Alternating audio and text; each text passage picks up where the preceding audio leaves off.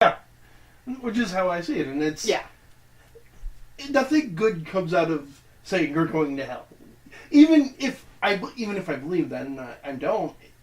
Are you going to listen to me when I start out by condemning you? Right, yeah. I knew a guy in high school.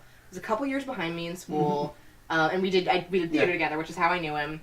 And somewhere, after we'd gotten to know each other and had a friendly relationship, something came up about me being pagan, and he was a very devout Catholic. And, like, you could just see the look of, like, oh my God, devil worshiper! No, he was so genuinely upset for me. Oh. Like, really worried that I was not going to get into the kingdom of heaven when I died. And from then on, every conversation we ever had was him trying really hard to understand how I could not believe in his God and see this thing that was to him such an obvious truth. And it was the sort of thing that from anyone else probably would have seemed really patronizing and like hateful. But he managed to do it in such a way that I went, that's so cute. It's so sweet that you're worried about my immortal soul. Like, it was very endearing and sweet. Because he could not wrap his head around the idea that there are other paths up that mountain, basically. I think a lot of Christians like myself have reached that point of, oh yeah, we're all finding our own way up the mountain, as you say. Yeah. We all went through that kind of point where we went, no, this is wrong. Because, I was raised Roman Catholic. You get raised in this idea that you have to worship God or you're going to hell. Right. And eventually you start meeting people of other faiths and going, wait a minute, these people are not cackling monsters. Right, they're not bad people, and how do I reconcile the fact that this person who is good and caring and generous and loyal and all of these other things that I've been taught to value in a person is going to hell because they were raised Jewish or Hindu or whatever, And especially you get into the complications. It's like, okay, you're raised Jewish. Jesus was Jewish! He was raised Jewish. They made an exception once. Right? You want to talk Hinduism. Many Hindus recognize Jesus as a manifestation of Krishna. Sure. And it's like, they worship Jesus. How exactly are you saying they're going to hell when they say he's a manifestation of the Supreme Being? Yeah. Which is what you say. Yeah. And it's like, I believe there's a heaven, I believe there's a hell, but I don't believe that if you don't believe exactly what I believe, you're going to hell automatically. The one person I will always universally say, he's burning in the fiery pits, is Adolf Hitler. And I don't think anybody's particularly offended by that assertion. Yeah, no, I'll argue with it on a strictly philosophical point, which is only that I have a basic problem with the idea of an eternal hell.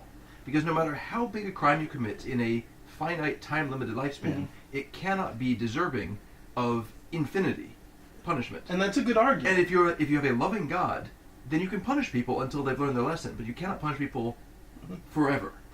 Well, and I'm not necessarily saying he's there for all eternity, but I think he was condemned for his sins, and people are usually offended by that. Should be sent there. It was him. Yeah. There's definitely debate about how eternal it is, and I think I have a personal concept. Hell exists in degrees, which is in a number of religions. In fact, the Bible says that there is levels to hell. But I think that a lot of the times, hell, there's kind of this thing that if you want to ever be released from hell, you have to, one, accept the fact you're wrong, and two, accept that you need to try to be better. Yep. And the people that may be there for all of eternity are going to be the people that can never accept those two principles. One of my rabbis had said at one point that he felt reincarnation would really be the best way to handle a lot of this, because then you can go back and learn things. Yeah. He goes, and if that's right, which, doesn't square with any of the tenets of our religion at all, but if it is... But there are Jews and Christians that believe in reincarnation. Oh, yeah. He said, but if it is, I think Hitler's going to spend a lot of time coming back as people working in Jewish old folks' homes. That makes sense. And that was a really interesting image right there. Yeah. It's punishment of a sort, but it's a much bigger lesson than, well, you're in fire. How's that working out for you? It hurts. Have you learned your lesson? Not really. I don't think hell's necessarily I think there's obviously an element of pain. Sure, but it's more the literal Dante. fire. Yeah, no, it's... Yeah. No. Especially because you're talking about a spirit being, and I'll say this. On investigations, when I've actually had conversations with demons, I've never heard one describe hell as, yeah, I'm on fire. The word they always use is dark. And I've heard it in house after house after house from different horrible negative things happening in the house, and the word they always use is dark. And the Bible even calls hell the outer dark. Well, because it's a good metaphorical word on top of everything else. Yeah. And I think it's more of a philosophical position than a physical place. Which, currently just thinking, that sounds closer to Hades. So how do you feel about Once Upon a Time? Oh my god! You have something to say on this, I think. So I actually quite like Hades as a god of the dead. He's one of my favorite gods. I also get along with Hades quite well. Disney's bringing back to fairy tales Once Upon a Time. Disney's take on him, though, makes me so angry. But he's so much fun. You have to give him that. He's a well-written character and a fun character. It's the fact that He's a villain. It's not even that he's a villain, because fine, it's not like Hades is all sunshine and rainbows. True, and but he's actually by far, I always thought he's by far the nicest of the great gods. Oh, sure, you look at his brother. Yeah, look at his two brothers. If you were going to make a deal with any of the three major gods of Greek mythology, which one's it going to be? I'll pick Hades, because he'll actually keep his word. Poseidon's not so bad. Poseidon threw a lot of tantrums. Yeah. Okay, so when I say that Poseidon's not so bad, I want to stress that I'm coming from a very different place for this review, which is that, yes, I know the myths, but I've also had conversations with all of these guys. Oh, yeah, how close were the ocean? Poseidon's a great guy.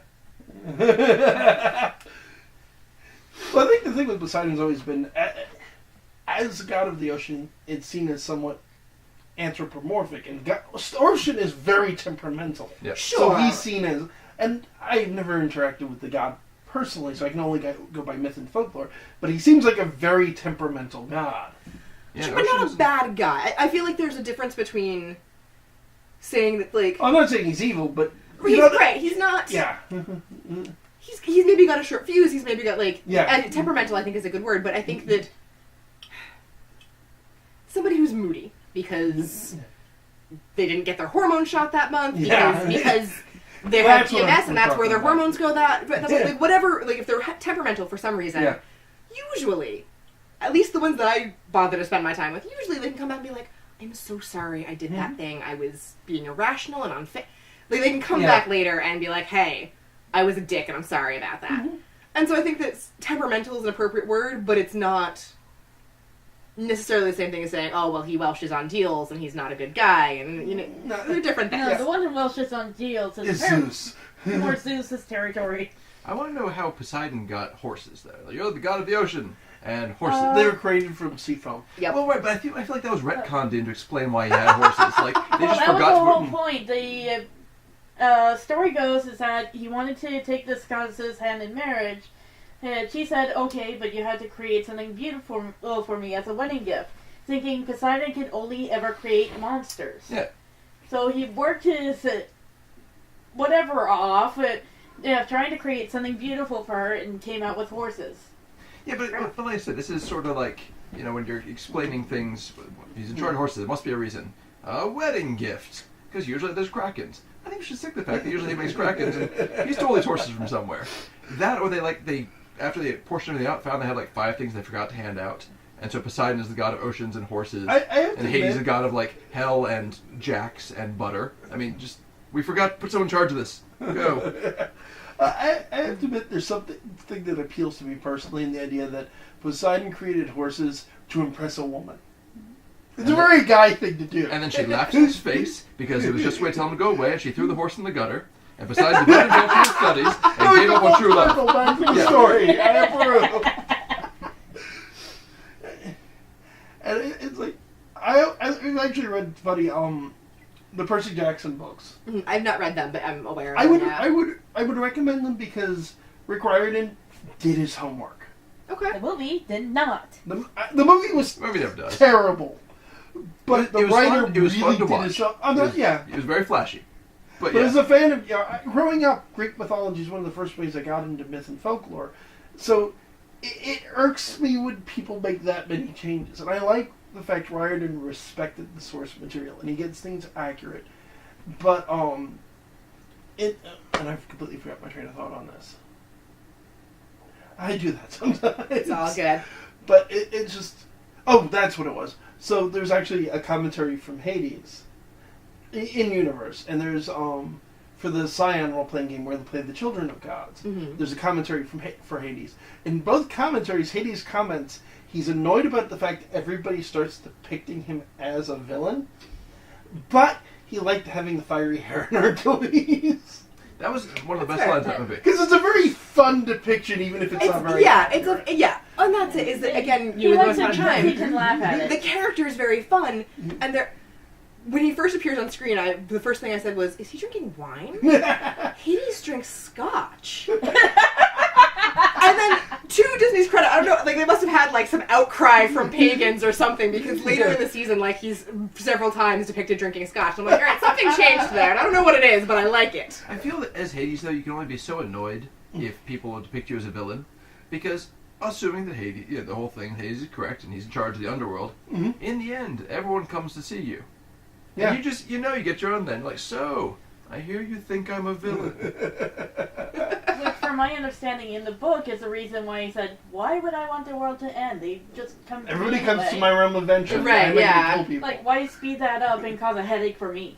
But I like, it's actually a lot of fun. Have you ever read the Dresden Files? I've read the first 3, maybe? I've read a number of them, but I didn't quite like them. I just haven't gotten through the whole series. The most recent book, because we're still waiting indefinitely for the Are we still in the latest skin book. game for the last one? Yes. Yeah. Then I'm caught up. Basically, it's a heist story Okay. in which one of the pretty much the most powerful of the fallen angels still on Earth has decided to rob one of Hades' vaults. where Okay. Hades has been collecting weapons for thousands of years. Sure. And Harry, for various reasons involving Mab, gets dragged into the mess. But there's a point where they're actually in the realm of Hades, facing the series of challenges, and Hades just sort of grabs Harry and says, "We need to have a talk." And it's Hades. He's very clearly comes across as he is someone you don't screw with. That is, yes. But he's a nice. He's very. It's like, mostly you have a hard job. I wanted to shake your hand. And just one person with a difficult job nobody likes to another. Not to mention the revelation I've since found out, which is right, is do you know linguistically where the name Cerberus comes from? I do not know. It means spotted. Hades named his three-headed dog Spot. I had heard that before, yes, and it's wonderful. Of course, now I'm just remembering back to my high school days that somebody decided to make a video of it when the three gods chose their domains. Zeus cheated, and Hades got stuck with the underworld and just kind of walked out saying, "This is bullshit." Basically, yeah. He did kind of get the wrong deal. I feel like Hades is the kind of guy who got stuck being secretary in clubs. So he wasn't there the first day, and so I'm president. I'm vice president. Well, Hades isn't here. Secretary, god of the dead, has to bring the snacks. They wouldn't even let him onto Olympus except for official business. He really gets the short end of the stick. Yeah. And I have a couple of pagan friends that have worked with him before, and they all seem to think, yeah, he's actually a pretty nice guy. No, he is. He is. I mean, he's intimidating and, like, exactly what you would think of him. He's the guy of the dead. In terms of the kind of, like, energy he projects. But he's a perfectly nice guy. I've always imagined Hades as having a very dry humor about him. Yeah, that seems right. I haven't worked with him a ton, but that seems about right from what I know about him. Yeah. Yeah, I've said before. I actually still stand by. If I was to be pagan instead of Christian, I would probably either worship Hades, or if he'd take me, give him a white boy coyote. Fair enough. Fair enough. Because I also have a great fondness for the trickster archetype. Oh yeah, absolutely. And while I like Loki, I don't like the direction he takes it. That's fair. Totally fair. He goes a little too dark. And then there's the whole thing of, I done fucked it up again!